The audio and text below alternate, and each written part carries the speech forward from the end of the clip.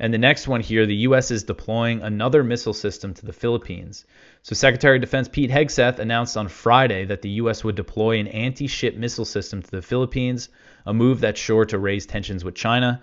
So this is the Navy Marine Expeditionary Ship Interdiction System. It's a land-based missile system used by U.S. Marines, and it has a range of about 100 miles and would be able to hit targets, Chinese targets in the South China Sea, where the Chinese and Philippine Coast Guards often have tense encounters over disputed rocks and reefs.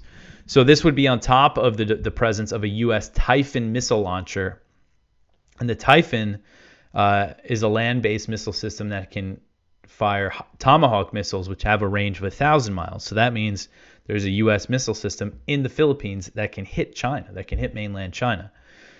So again, this is adding to the tensions. Another thing, they said that they're also sending unmanned surface vehicles for the Balakatan exercises. So they're saying they're sending this missile system for the Balakatan exercises along with some drone boats.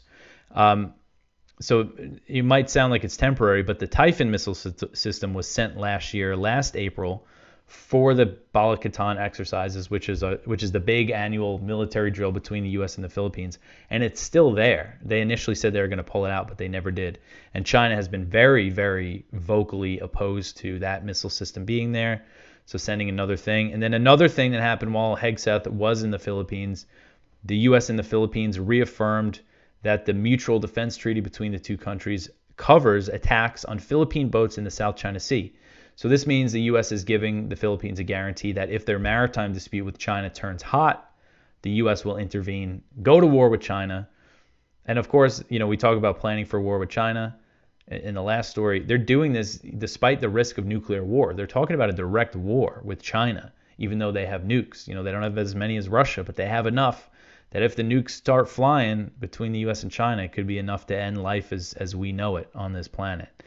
So very dangerous stuff here, because this emboldens the Philippines to be more aggressive, pushing back against China's claims to the South China Sea.